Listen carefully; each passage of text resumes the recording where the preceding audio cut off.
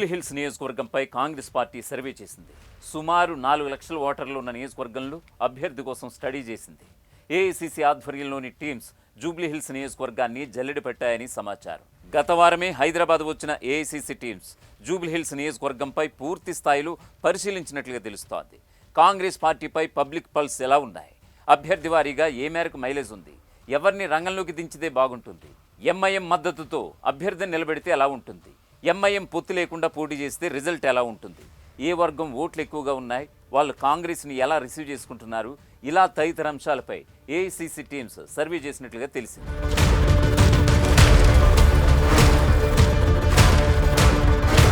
ఇప్పటికే ప్రాథమిక రిపోర్టును AICC incharge Meenakshi నటరాజన్కు AICC కార్యాలయం ఢిల్లీ అగ్రనేతలకు ఇచ్చినట్లుగా తెలిసింది. మరో దఫా కూడా సర్వే నిర్వహించే ఛాన్స్ ఉందని కూడా తెలుస్తోంది. అసెంబ్లీ, పార్లమెంట్ ఎన్నికలతో పాటు కంటోన్మెంట్ ఉప ఎన్నికల్లోనూ ఏఐసీసీ సర్వేల ఆధారంగానే క్యాండిడేట్స్కు టికెట్లు, ఆ తర్వాత రిజల్ట్స్ వచ్చాయని, ఆ నమ్మకమే మరోసారి జూబ్లీహిల్స్ బైపోల్ రిజల్ట్లో కూడా రాబోతుందన్న ధీమాతో కాంగ్రెస్ పెద్దలు ఉన్నట్లుగా సమాచారం అందుతోంది.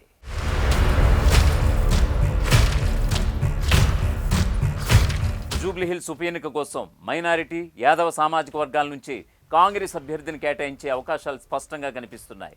అయితే మైనారిటీ నుంచి గెలిస్తే మంత్రి పదవి వివరించడం అనివార్యంగా మారబోతోంది. దీంతో మైనారిటీ నేతలు గట్టిగా ప్రయత్నాలు చేస్తున్నారని సమాచారం. ప్రధానంగా గతంలో పోటీ చేసిన అజారుద్దీన్తో పాటు బాబా ఫసీయుద్దీన్, కార్పొరేషన్ చైర్మన్ ఫహీం ఖురేషీలు ట్రై చేస్తున్నారు. 2023 ఎన్నికల్లో అజారుద్దీన్కు 64,212 ఓట్లు లభించాయి. దీంతో ఈ ఉప ఎన్నికల్లోనూ తనకే టికెట్ లభిస్తుందనే ధీమాతో ఆయన ఉన్నారు. టికెట్ తనకే అంటూ ఇటీవల స్వయంగా ఆయనే ఓ వీడియోను పోస్ట్ చేశారు. ఆ తర్వాత పార్టీ నిర్ణయానికి కట్టుబడి ఉంటానని కూడా చెప్పుకొచ్చారు.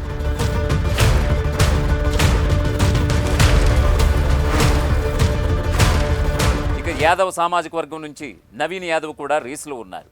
ఎన్నికల కంటే ముందే ఆయన కాంగ్రెస్ పార్టీలో చేరారు. దీంతో ఈ దఫా టికెట్పై ఆయన ధీమాతో ఉన్నారు.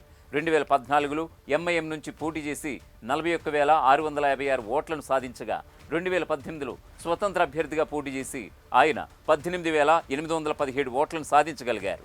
హైదరాబాద్లో యాదవ సామాజిక వర్గానికి ప్రాతినిధ్యం కల్పించాలని పార్టీ భావిస్తే నవీన్ యాదవ్కు టికెట్ వరించే ఛాన్స్ ఉంది. హైకమాండ్ ఆశీస్సులు లభిస్తే ప్రమోషన్ కూడా ఉండే ఛాన్స్ ఎక్కువే.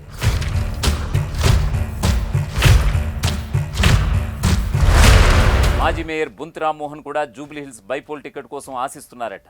దీంతో పాటు పీజేఆర్ కూతురు విజయారెడ్డి, సీఎం రేవంత్ సన్నిహితుడు రోహిన్ రెడ్డి కూడా తీవ్ర ప్రయత్నాలు చేస్తున్నారని తెలుస్తోంది.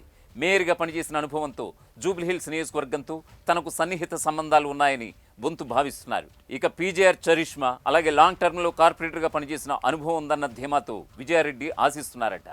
ఇక 2023 అసెంబ్లీ ఎన్నికల్లో అంబర్పేట నుంచి పోటీ చేసి ఓడిపోయిన రోహిన్ రెడ్డి జూబ్లీహిల్స్ ఉప ఎన్నికల ద్వారా మరోసారి టెస్టుకు రెడీ అవుతున్నారని తెలుస్తోంది. పైగా సీఎం సన్నిహితుడు కావడం తనకు కలిసి వస్తాయనే ఆలోచనలో ఆయన ఉన్నట్లుగా తెలుస్తోంది.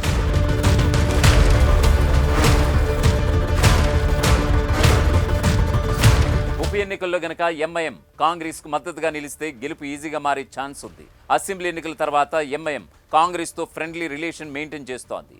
జీహెచ్ఎంసీ లోకల్ బాడీ ఎమ్మెల్సీ ఎన్నికల్లో కాంగ్రెస్ ఎంఐఎంకు మద్దతు ఇచ్చింది. దీంతో జూబ్లీహిల్స్ బైపోల్లో కాంగ్రెస్కు ఎంఐఎం సపోర్ట్ చేస్తుందనే ఆలోచనతో నేతలు కూడా ఉన్నారట. మద్దతు కోసం ఇప్పటికే సీనియర్లు ఎంఐఎంతో చర్చలు కూడా జరుపుతున్నట్లుగా తెలిసింది. ఒకవేళ ఎంఐఎం సపోర్ట్ చేయకుంటే కాంగ్రెస్ చతుర్ముఖ పోటీని ఎదుర్కోవాల్సి ఉంటుంది. ఒంటరిగా కేవలం కాంగ్రెస్ ఓట్ బ్యాంక్తోనే గట్టెక్కాల్సి ఉంటుంది.